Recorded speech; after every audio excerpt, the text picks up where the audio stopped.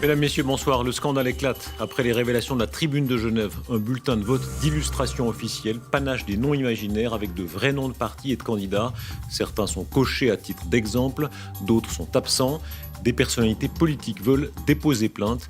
On verra avec Laurent Dufour le lourd passif qui grève déjà les campagnes électorales genevoises.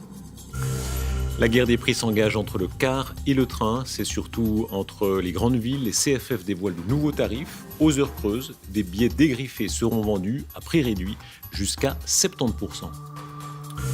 C'est le printemps, en ce 20 mars, mais la nouvelle est mauvaise pour la nature. Plusieurs espèces d'oiseaux reculent de façon inquiétante. Un ancien chef d'État en garde à vue, Nicolas Sarkozy, est interrogé dans l'enquête sur le soupçon de financement de la campagne de 2007 par de l'argent libyen. Mark Zuckerberg est invité à s'expliquer dans le Parlement européen. La pression monte sur Facebook dans l'affaire des données utilisées pour la campagne de Donald Trump. Amélie Boguet donnera le conseil pratique comment faire pour éviter de se retrouver profilé politiquement sur Facebook. Et puis en fin de journal, ce témoignage très poignant, il montre comment la maladie mentale, en l'occurrence la schizophrénie, dévaste une personne et une famille. Il montre aussi la force du lien filial pour aider à la surmonter. Le mot est lâché dans beaucoup de commentaires, c'est une nouvelle Genferei qui frappe à Genève dans la présentation électorale officielle qui doit être d'une neutralité absolue. Un bulletin de vote, à titre d'exemple, affiche le vrai nom de certains candidats. Les uns sont cochés, les autres ne le sont pas, d'autres encore sont absents. On est à 26 jours des élections, des politiciens annoncent des plaintes et une menace d'annulation. Antoine Multon. Depuis quelques jours, voilà ce qu'on trouve sur le site internet de la Chancellerie. Une brochure qui explique comment voter. De vrais candidats y sont notés, d'autres sont fantaisistes. Plus étonnant, certains noms bien réels sont cochés à titre d'exemple. Les gens adorent voter pour des gens qu'ils connaissent ou qu'ils pensent connaître. Et vous avez immédiatement un effet qui est obtenu par cette façon d'attirer l'œil. C'est comme faire campagne. Et l'État, bien sûr, ne doit pas faire campagne. Depuis hier soir, les réseaux sociaux s'en sont emparés. Face au tollé, une version 100% fantaisiste vient d'être mise en ligne pour la Chancellerie. L'histoire s'arrête là. Oui, on a commis une maladresse, on est nombreux à l'avoir relu, toute l'équipe l'a relu et on a signé le bon à tirer, mais on n'a pas décelé ce problème. C'est inférieur à la grandeur d'un sachet de sucre, ce qui fait que c'est pratiquement illisible sans avoir une loupe ou un processus d'agrandissement. Nous avons vérifié. Avec la loupe, en effet, les erreurs sont bien visibles.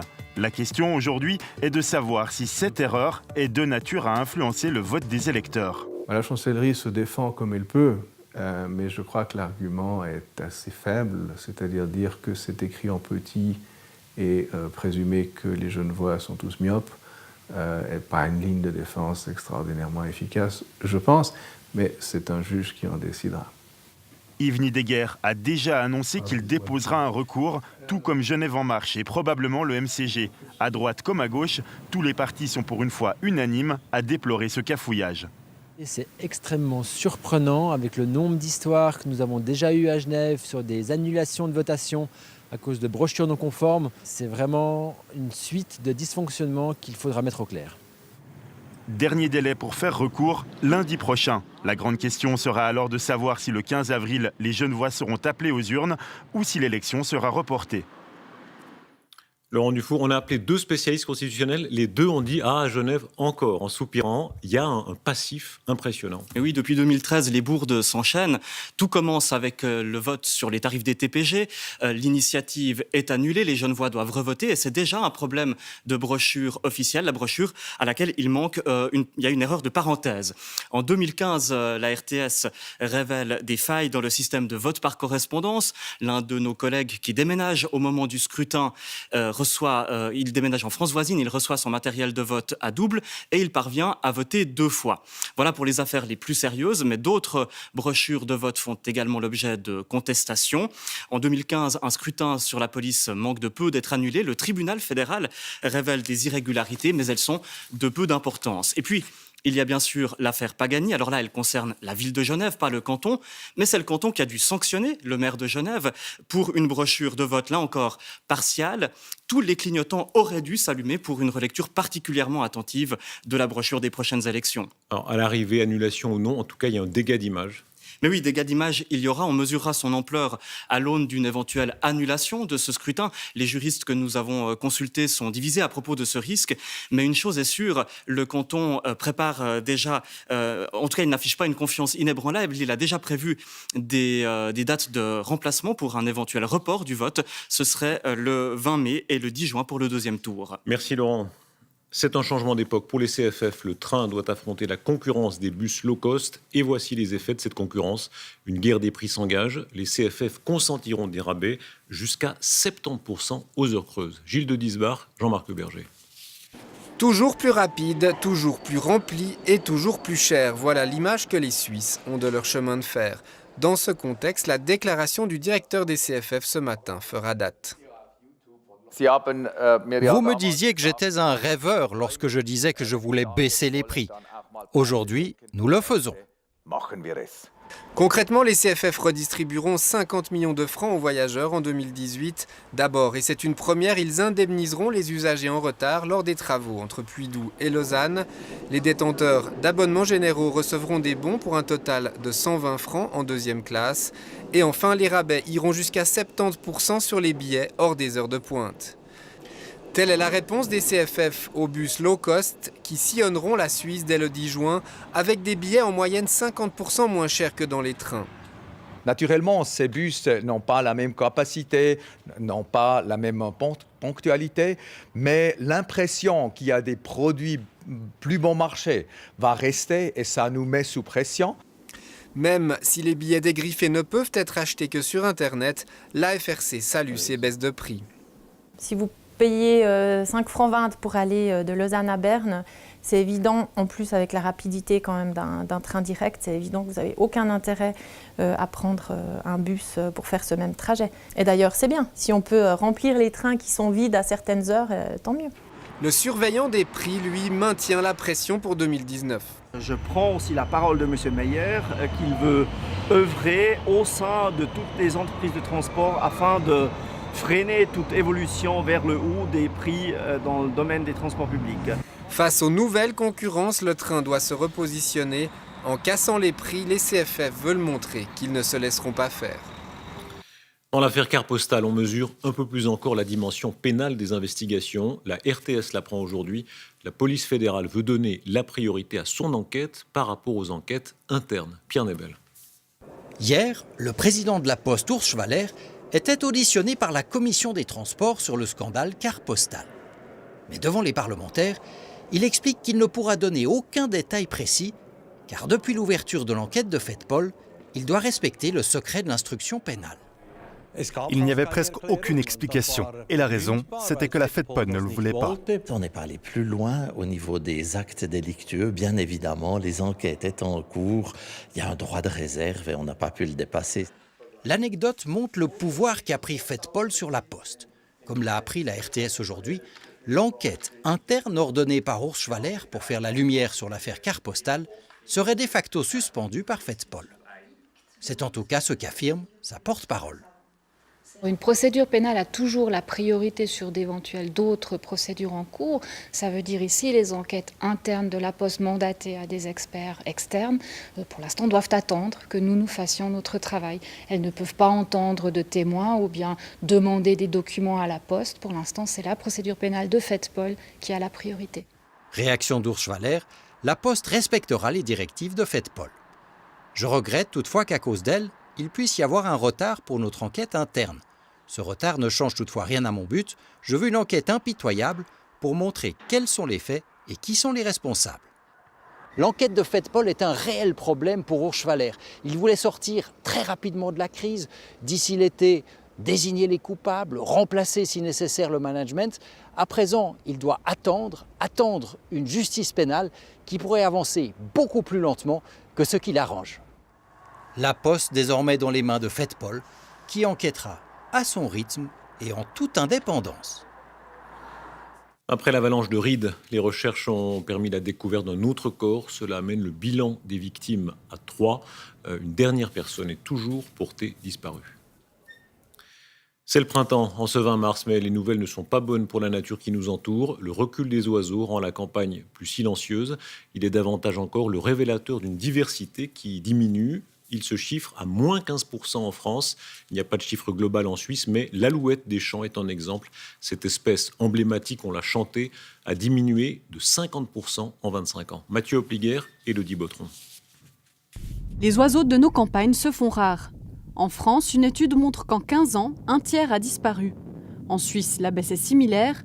Alouette des champs, tarier des prés, fauvette grisette ou pie-gris échecorcheur, tous sont concernés. Principalement, c'est que les oiseaux n'ont plus le temps ou l'espace pour se reproduire. Par exemple, si on va citer un exemple qui est assez connu, c'est celui du râle des genêts. C'est une espèce qui a besoin en fait soit de milieux humides, de plaines humides, ou bien des milieux avec de l'herbe relativement haute pour pouvoir nicher. Et elle trouve, quand de très rares endroits en Suisse, ce genre de milieu actuellement, à cause des fauches qui sont précoces la plupart du temps. Fauche précoce, mais aussi intensification de l'agriculture et utilisation de pesticides, causant la disparition des insectes, nourriture essentielle des oiseaux. Un problème, mais pour les milieux agricoles, des mesures sont déjà prises. Alors on se préoccupe de la situation puisque les exploitations agricoles ont l'obligation à l'heure actuelle de mettre 7% de leur superficie totale en surface de compensation écologique, d'une part. D'autre part également, nous avons des contributions dans la politique agricole actuelle liées à la biodiversité, liées à l'efficience des ressources ou à la qualité du paysage. Des mesures aux effets positifs sur certains oiseaux comme la fauvette grisette, mais les espèces nichant au sol restent en danger. Et puis cet autre signe du recul de la biodiversité, cette fois exotique, le dernier mâle rhinocéros blanc du Nord est mort au Kenya dans une réserve à l'âge de 45 ans. Il ne restait que 3 représentants de cette espèce, 2 femelles et ce mâle appelé Sudan. Toutes les tentatives d'accouplement et de reproduction avaient échoué. Dans les années 60, il y avait encore 2400 rhinocéros blancs du Nord en liberté. Ils ont été exterminés en masse par les braconniers. L'affaire concerne tous les utilisateurs de Facebook. Chaque fois que nous likons quelque chose, les événements que nous suivons, le cercle de l'amis qui est le nôtre révèle nos opinions. C'est un trésor pour des campagnes politiques ciblées. Facebook est accusé d'avoir permis un transfert massif de données lors de l'élection de Donald Trump. Mark Zuckerberg affronte le scandale. Le magazine Wired, qui l'a photoshopé en mode passage à tabac, c'est ce Zuckerberg malmené à qui l'Union européenne demande des comptes aujourd'hui. Philippe Reva. Facebook fait face à la plus grave crise de son histoire, une crise de confiance avec les politiques qui veulent comprendre comment les données de 50 millions d'usagers ont été transmises à Cambridge Analytica, une société britannique qui gérait la campagne numérique de Donald Trump. Mark Zuckerberg, le patron de Facebook, est attendu au Parlement britannique. Nous n'avons pas reçu de réponse claire à nos questions. Je vais écrire à Mark Zuckerberg pour lui demander de venir témoigner. Il est temps pour les plus hauts responsables de l'entreprise d'être francs et de répondre aux questions sur ce qu'il se passe à Facebook. C'est leur métier de connaître tous les détails de leur activité. L'Union européenne demande aussi des explications. Aux États-Unis, la Commission fédérale du commerce ouvre une enquête et plusieurs parlementaires veulent convoquer le patron de Facebook. J'ai reçu 2 ou 3 demandes pour mettre sur pied des auditions. On va étudier la question. Ce qu'a fait Facebook est très grave. C'est une violation de la vie privée. Si l'industrie ne règle pas ce genre de problème elle-même, c'est nous qui devrons le faire en légiférant. Les politiques se méfient des explications de Facebook, car l'an dernier, Mark Zuckerberg jurait déjà n'avoir rien su des manipulations russes et promettait la transparence. Le retournement politique est spectaculaire. Sous l'ère Obama, Facebook était le symbole d'un monde connecté, multiculturel, sur lequel voulaient s'appuyer les démocrates. Depuis la victoire de Trump, le réseau a perdu ses traditionnels soutiens politiques. Et la crise de confiance affecte aussi les marchés. Facebook a perdu 7% hier à la bourse de New York. Amélie Boguet, d'abord comprendre la logique profonde. Les données collectées dans cette affaire ne sont pas secrètes. C'est ce que chacun like, les cercles d'amis, tout ça qu'on montre chacun à des centaines, parfois des milliers d'amis. En effet, toutes les infos que l'on met en mode public, mais également en mode privé sont collectables par Facebook d'abord, mais également par vos applications. Exemple, quand vous vous connectez à une app comme Airbnb, via votre compte Facebook, vous lui donnez carte blanche pour collecter toutes vos données. Plus encore, vous lui donnez accès aux comptes de vos amis et à leurs infos aussi, ce qui, par effet boule de neige, permet des collectes massives d'informations, comme dans le cas de Cambridge Analytica. Alors maintenant, si on veut limiter la collecte de ces informations, quel principal conseil on peut donner ? Eh bien, vous pouvez choisir manuellement dans vos paramètres les infos que vous acceptez de partager ou pas avec des applications tierces. Exemple à nouveau avec mon compte Airbnb. Pour mon profil public, je ne peux rien faire, je ne peux pas décocher la case. En revanche, je peux décocher ma liste d'amis, ma date anniversaire ou mon adresse email et les cacher. Mais une fois de plus, si je ne fais pas tout ça, par défaut, tout ça est accessible et utilisable par mes applications. Alors certains diront, c'est un peu facile d'accuser Facebook, c'est l'essence même de Facebook de nous proposer des situations, des amis, des événements selon notre profil. Ce profilage, est-ce qu'on peut y échapper ? Non, on ne peut pas y échapper. Se plonger, comme je vous l'ai dit, dans les paramètres, mais il faut du temps, de la patience, de l'énergie, une bonne demi-journée au bas mot. Et puis, pour toutes les données déjà collectées, alors là, c'est quasi un travail à temps plein. Pour les récupérer, il faut formuler une demande express à Facebook, mais également à chaque application que vous avez utilisée, sans garantie que ça aboutisse vite et bien. Merci Amélie. La situation est humiliante pour un ex-chef d'État. Nicolas Sarkozy a été placé aujourd'hui en garde à vue. Il est interrogé dans le cadre de l'enquête sur sa campagne victorieuse de 2007 et sur un éventuel financement libyen. Anne Fournier. C'est un séisme en France. Un ancien président de la République, Nicolas Sarkozy, se retrouve ce matin à 8h, placé en garde à vue par la police judiciaire. Question clé, le régime libyen de Mouammar Kadhafi a-t-il financé sa campagne présidentielle de 2007 ? Journaliste à Mediapart, Fabrice Arfi a dévoilé l'affaire et n'hésite pas sur les termes. Ça fait pour Mediapart depuis bientôt 7 ans que nous documentons cette affaire que nous considérons probablement comme l'affaire la plus grave de la Ve République, puisqu'on parle quand même du soupçon de la corruption d'une démocratie, la France par une dictature, la Libye à laquelle on va faire la guerre quelques années plus tard. C'est en 2007, Nicolas Sarkozy accueille le dirigeant Kadhafi et sa tante bédouine non loin de l'Élysée. Le Libyen est friand de retrouver la scène internationale, les relations semblent au bon fixe. Pourtant, des intermédiaires parmi lesquels l'homme d'affaires Ziad Diakedine se souviennent et accusent. Jusqu'à 50 millions d'euros auraient été transportés de Tripoli à Paris, parfois dans des valises, pour financer la campagne. Des documents, des carnets sont là. Nicolas Sarkozy nie. En 2016, il est candidat à la primaire républicaine. Nicolas Sarkozy, avez-vous, oui ou non, reçu de l'argent liquide de Libye pour financer votre campagne de 2007 ?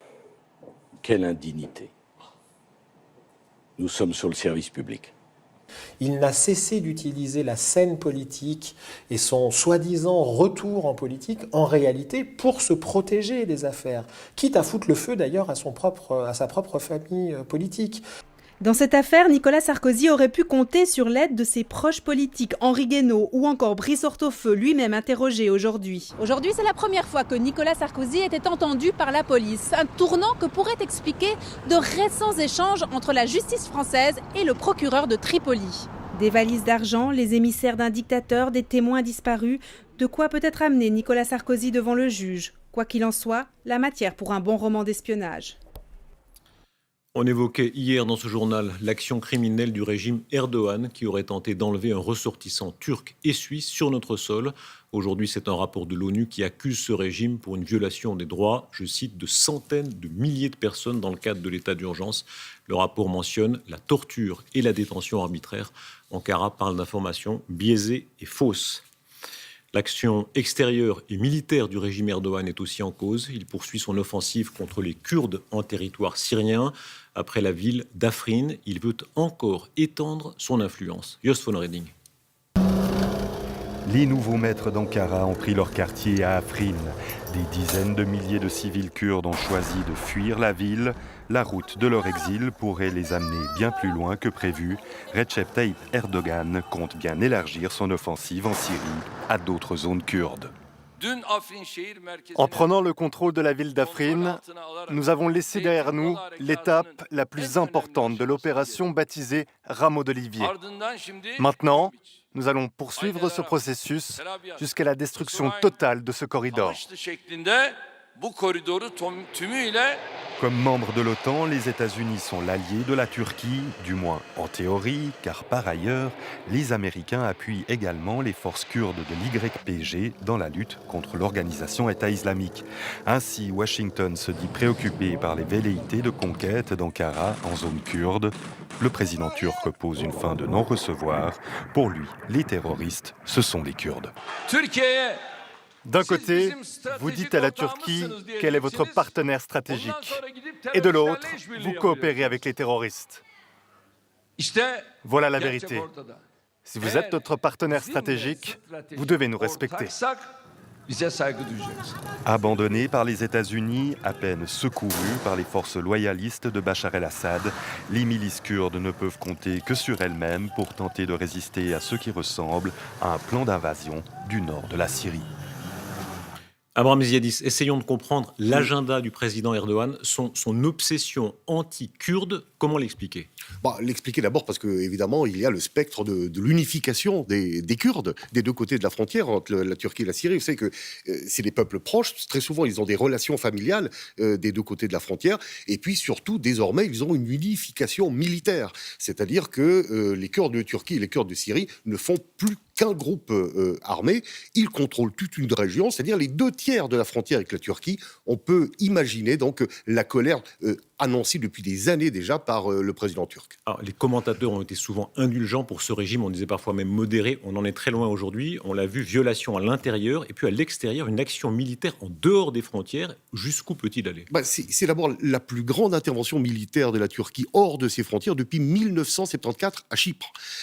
Pour dire à peu près, donner des notions, on va le voir sur une carte. Eh bien, la première phase, ça a été la conquête, on va le voir sur la carte, de la région d'Afrine, donc tenue par les Kurdes. Et puis ensuite, eh bien, le président turc a le projet de s'emparer, c'est une annexion, de toute une région du territoire de 30 km de largeur et de près de 900 km de longueur, le long de sa frontière, toujours contrôlée par les Kurdes, jusqu'en Irak, où l'on trouve la région du Sinjar, où se trouvent également des combattants kurdes. Donc, si vous voulez, c'est une immense opération, et c'est peut-être la fin de l'autonomie kurde en Syrie. La situation des Kurdes serre le cœur de beaucoup de gens. Ici même, on faisait les portraits de ces femmes kurdes tellement courageuses qui affrontaient le groupe État islamique, ces combattants aux côtés de l'Occident. Ils sont abandonnés. Alors, il y a une fenêtre d'opportunité qu'a saisie le président Erdogan, une tiédeur de la communauté internationale, dans les critiques en tout cas. Pour les Kurdes, eh bien, c'est peut-être le début de la fin. Ils reprochent aujourd'hui, tout simplement, alors qu'ils ont été, disent-ils, les soldats sur terrain de la coalition internationale, contre la lutte contre l'État islamique, ils ont repris la ville de Raqqa, eh bien, ils reprochent tout simplement à la communauté internationale un lâchage. Merci Abraham. On parlait d'inquiétude écologique tout à l'heure au sujet des oiseaux. La prise de conscience se fait dans plusieurs domaines. Exemple original au Royaume-Uni, on s'attaque à la paille en plastique qui finit dans les océans en la remplaçant par des pailles biodégradables. Le reportage à Londres de Laurent Bourcalter. Ce n'est pas un trésor qu'ils recherchent ici, mais quelque chose de bien plus coûteux pour l'environnement. Andrew et Ian peuvent trouver jusqu'à une vingtaine de ces pailles en plastique par mètre carré lors d'opérations de nettoyage au bord de la Tamise. C'est vraiment une honte. Ces pailles vont finir dans la mer et elles ne vont jamais se biodégrader. On trouve maintenant du plastique partout, même là où les humains ne sont jamais allés, comme dans les fosses marines les plus profondes. Les conséquences sont désastreuses pour la faune. Exemple, cette tortue avec une paille logée dans une narine. Les humains aussi sont exposés aux traces de plastique dans les poissons qu'ils mangent. La paille, l'accessoire du cocktail ou du milkshake. Le Royaume-Uni en consomme plus de 8 milliards par an, un record en Europe. Il n'y a pas que les écologistes qui le déplorent. D'un mouvement sur les réseaux sociaux pour dire qu'on peut s'en passer, la paille en plastique est devenue le paria des pubs. Voici l'une des plus grandes chaînes de pubs de ce côté de la Manche. 900 établissements à travers le Royaume-Uni et l'Irlande. Ils consommaient au total 70 millions de pailles en plastique par an. Récemment, elles ont été remplacées par des pailles en carton biodégradables. Nous les mettons à disposition et vous en prenez que si vous voulez. Nous en consommons beaucoup moins du coup. C'est la preuve que les clients n'en ont pas vraiment l'utilité. Néfastes pour l'environnement et désormais à leur image, les pailles disparaissent de plus en plus des restaurants et bars londoniens. Mais les militants espèrent décrocher un trophée plus important qui représente des millions de pailles par jour. 380 millions de personnes ont signé notre pétition. McDonald's nous a répondu et montre de l'intérêt. La chaîne va sans doute prochainement tester les pailles en carton au Royaume-Uni, mais nous voulons ça dans chaque pays. McDonald's n'a pas répondu à notre demande d'interview. Les écologistes, quant à eux, poursuivent le combat en espérant une interdiction des pailles en plastique par le gouvernement britannique, tandis que l'Union européenne vise 2030 pour éradiquer ces objets. Arrêtons-nous maintenant à un témoignage qui a valeur de document. Un père de famille raconte la schizophrénie qu'il a frappée soudainement à l'âge de 45 ans en séjournée de la schizophrénie à Fribourg. Son récit montre comment la maladie mentale dévaste une personne et une famille entière. Il montre aussi la force du lien filial pour la surmonter. Le document est signé Melchior Robertson. Au départ, c'était vraiment comme un écho. Et puis, progressivement, il y a eu, au fond, séparation, et puis c'est devenu des voix qui étaient séparées. Petit à petit, ces voix deviennent agressives, envahissent sa tête, le jour comme la nuit, l'insultent, lui donnent des ordres absurdes, comme transporter et ramener ses rochers de 50 kilos chez lui. Blaise Rochat vient alors tout juste de fêter ses 45 ans. Ce père de famille, jusque-là sans histoire, bascule brutalement dans la folie. Pendant longtemps, j'ai pensé qu'en tout cas en partie, j'étais en lien avec des aides spirituelles.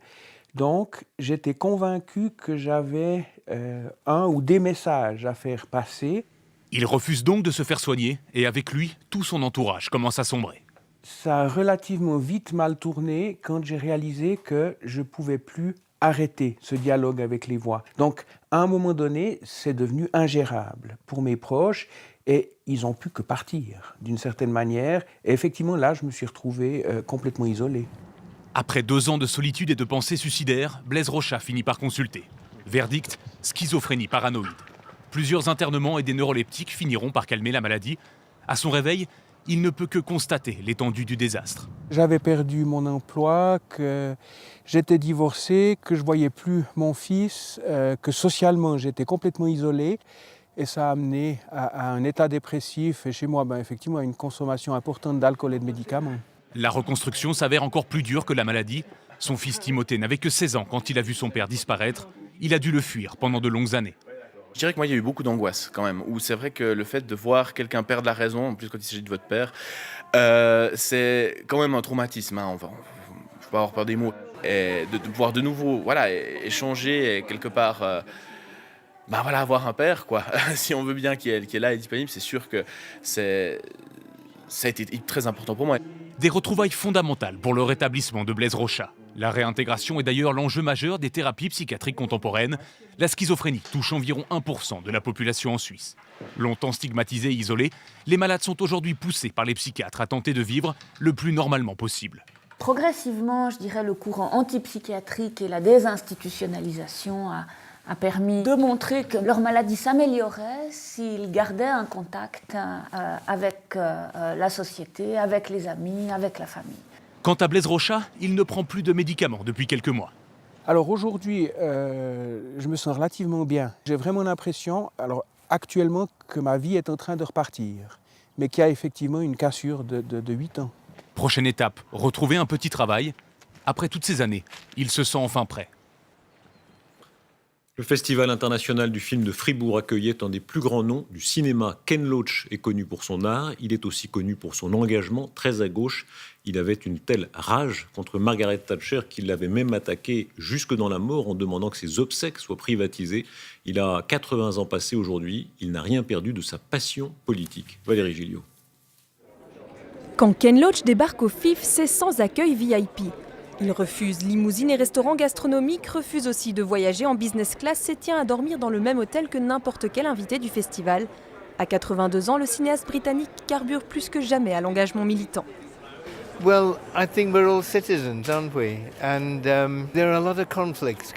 On est tous des citoyens, non? Il y a beaucoup de conflits aujourd'hui, beaucoup de personnes blessées ou exploitées, beaucoup d'opprimés dans notre pays, mais aussi ailleurs dans le monde. Et si vous êtes un être humain, vous devez y être sensible. Comment peut-on ne pas être activiste? Cinéaste en procès permanent contre l'injustice, comme ici dans son dernier film, Moi Daniel Blake, Palme d'Or à Cannes en 2016. Ken Loach, homme de la gauche radicale, en colère contre les puissants, les riches, contre les médias de masse, l'État, les entrepreneurs ou les défenseurs du libéralisme. Mais hier soir à Fribourg, devant des centaines de personnes dont certains avaient fait la file pendant plusieurs heures pour l'écouter, Ken Loach a aussi raconté sa passion pour le cinéma et son amour pour le genre humain. Vous pensez que vos films ont fait changer les choses? Oh non, je n'ai rien changé, non. Un film, c'est juste une seule petite voix.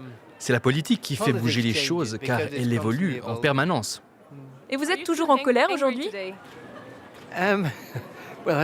Bon, là, en ce moment, je me sens plutôt heureux d'être ici. Je ne suis pas en colère, non. Mais si vous regardez le monde et que vous ne voyez pas d'injustice, alors vous avez un vrai problème de vue. Après un demi-siècle de carrière et plus de 30 longs métrages au cinéma, Ken Loach reste au combat, mais il laisse flotter le doute sur son avenir. Je ne sais pas s'il y aura un prochain film. Non, je ne sais pas. Il y a encore plein d'histoires à raconter. Lesquelles? Oh, je ne vais pas vous le dire. Il y a plein d'histoires et comme je l'ai dit, c'est un privilège de pouvoir faire des films. Mais avoir l'énergie et la capacité de le faire, je ne sais pas. On verra. Si la trace de Ken Loach doit s'arrêter ici, elle n'aura en tous les cas pas laissé grand monde indifférent. Ce soir, ABE teste les lunettes de lecture. Rendez-vous juste après la météo de Nathalie Sbaï. Excellente soirée à toutes et à tous. À demain.